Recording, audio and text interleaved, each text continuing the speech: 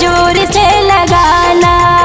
नारा बोल बम का जोर से लगाना, नारा बोल बम का जोर से लगाना, नारा बोल बम का जोर से लगाना, नारा बोल बम का जोर से लगाना।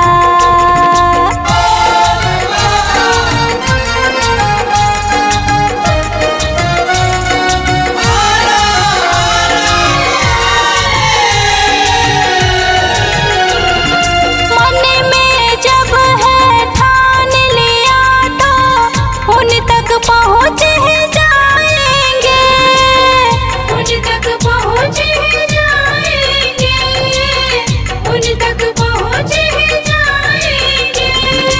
उनको जो लगता है प्रिय वो बेल पत्र चढ़ाएंगे, बेल पत्र चढ़ाएंगे, बेल पत्र चढ़ाएंगे।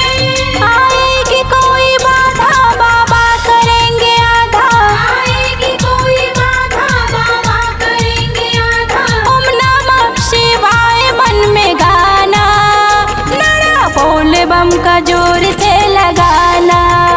नारा बोल बम का जोर से लगाना, नारा बोल बम का जोर से लगाना, नारा बोल बम का जोर से लगाना, नारा बोल बम का जोर से